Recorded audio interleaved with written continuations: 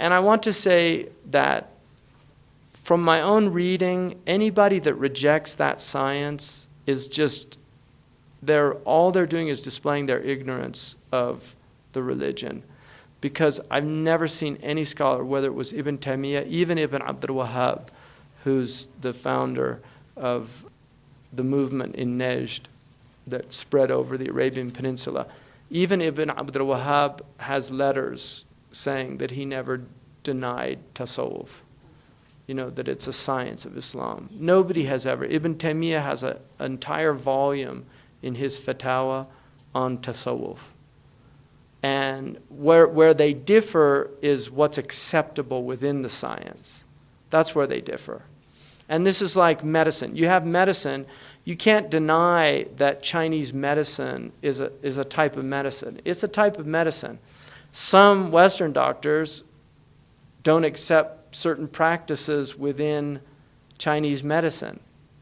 And Chinese doctors likewise don't accept certain things in Western medicine. But it's medicine, and it has a system, and much of it is empirical. So where this science comes from, there's two central aspects of the science. The first one is akhlaq, and it's getting your character aligned with the character of the Prophet ﷺ.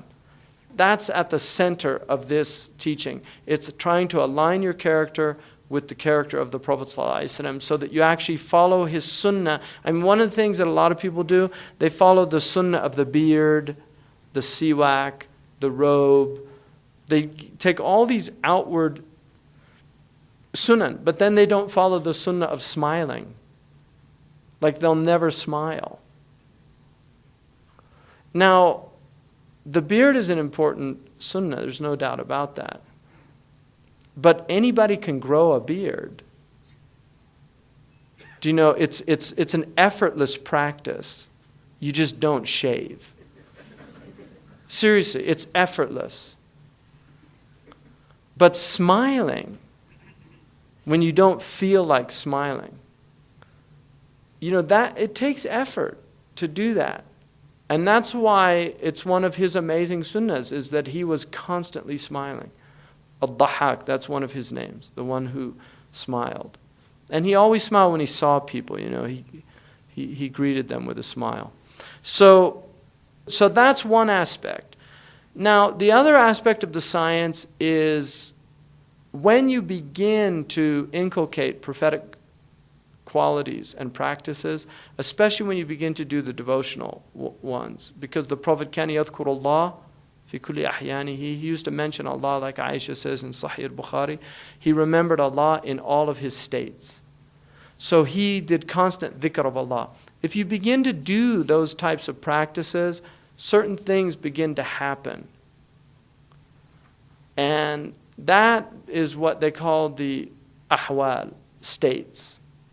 And states are real. People go into states. Now, there are different types of states. There are psychotic states. There are people that go into spiritual psychoses where they do a lot of dhikr and they literally lose it. And I've seen this personally. I know that it's real.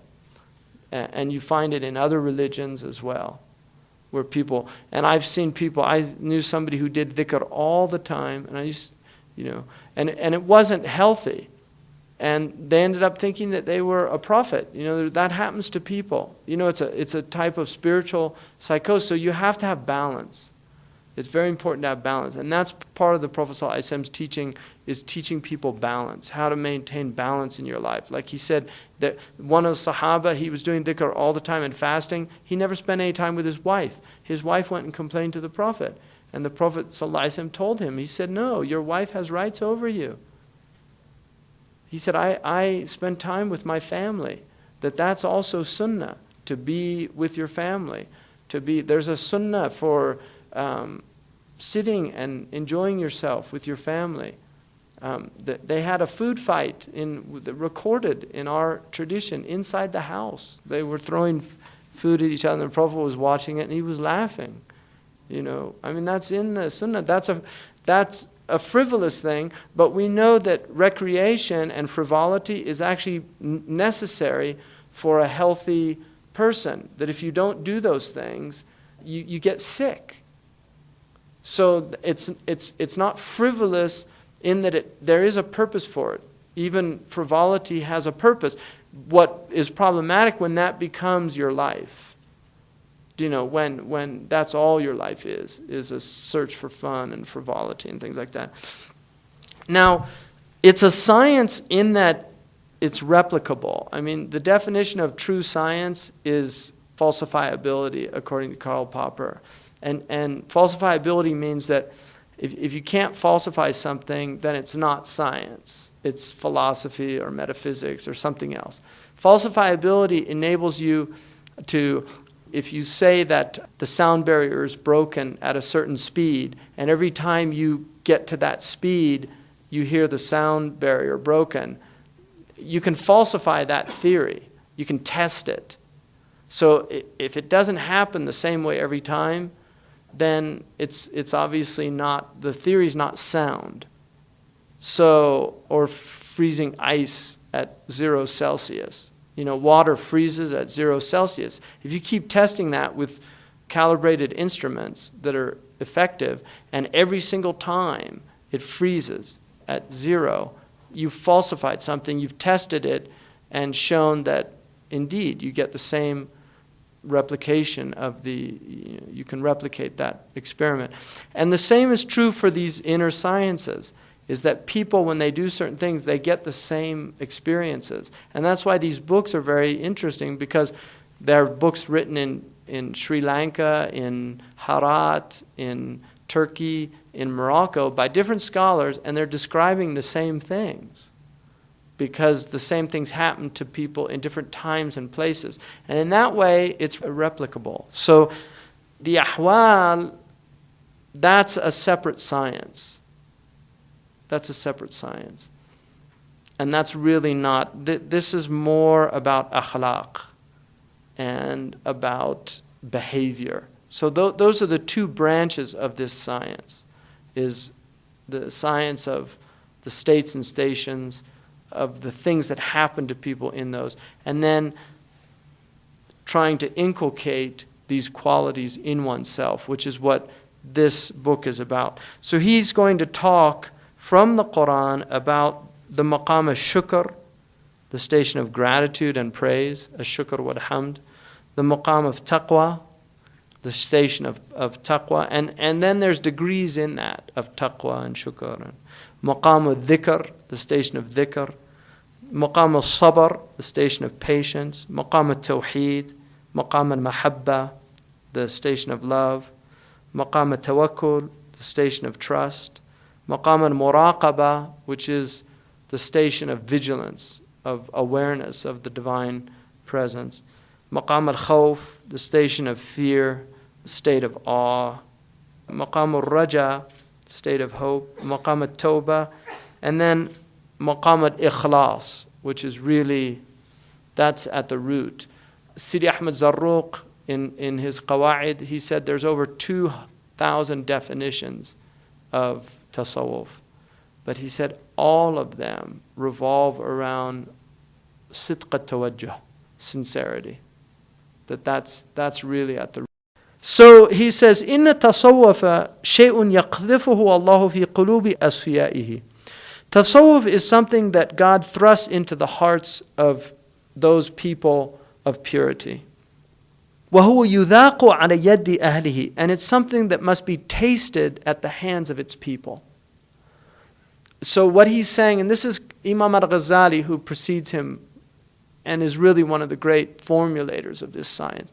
Imam al-Ghazali says that tasawwuf is really about dhawq, which is tasting. And the reason they use that metaphor for this science is because there are certain things that you cannot explain to other people. They have to be tasted. And Imam al-Ghazali uses honey as his metaphor. He said, if somebody asks you what honey tastes like, the best way to help him understand is to give him a spoonful of honey. You can say it's sweet, but it's not like sugar. It's not like fruit. It's a distinct thing. And even though honeys are very different, there's something that all honeys share in common, that we place them into the jins, or the genus of honey. There's different types of honey, but there's one genus. And so that's what he's saying, that this is something about tasting. And that's why the best way to taste this is to be in the company of its people, because you'll experience it from them. It's not something that you can really get from a book. A book can help you. It's like a map, but in the end you have to take the journey. The map's a waste of time. Borges, the Argentinian writer, has a story about a Chinese emperor that wants an exact map of China. And so every map they bring him, it's completely inadequate. So finally he decides to lay paper across all of China. So it's an exaggeration about the nature of maps. They're limited. They're always limited. You have to take the journey. That's the only way you're going to understand the terrain. You can read about desert, but you have to experience it. You have to see it. You can read about a maha, but once you see a maha, you'll understand why the Arabs, you read maha, it's a woman's name. Why would they name a woman after a wild oryx? It's a gazelle. Oryx is a type of gazelle. Yeah. Oryx is a type, it's a specific type. That's okay. But why they would name after the animal, you have to see it. And once you see it, oh, now I understand. It makes perfect sense. And that's experience. That's the difference of experience and a kind of book knowledge. The Arabs say everything has a portion of its name. Like whenever whatever you give a child. Yeah, that's why the Prophet said, choose good names for your children, because they'll get a portion of the name. And that's the nature of what name, the power of names. That's why the Prophet always changed bad names, negative names. So then he says, وَأَصْرُهُ نِعْمَ الصَّفَا وَالْوَفَاء وَالْمَحَبَّةَ الصَّادِقَةِ مَحَلَّ الْقُرْبِ بِالْمُصْطَفَى.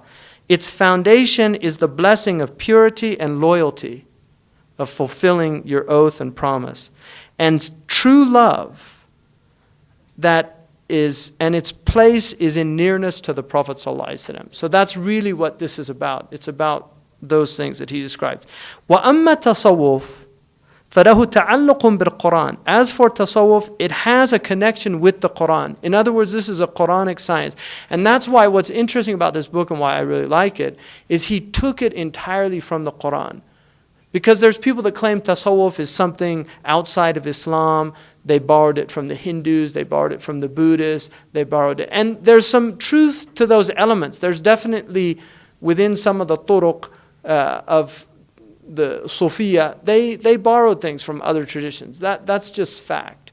But the science is a Quranic science. And that's why he wrote this book, to really show that. لما ورد في القرآن من المعارف الإلهية ورياضة النفوس وتنوير القلوب وتطهيرها باكتساب الأخلاق الحميدة واجتناب الأخلاق الذميمة.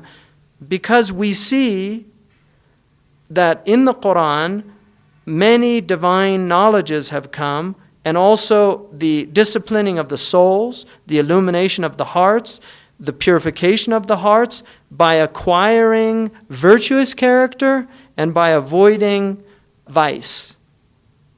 So this وقد تكلمت المتصوفة في تفسير القرآن, and the Sufis spoke and interpreted the Quran themselves. So they spoke about tafsir al-Quran.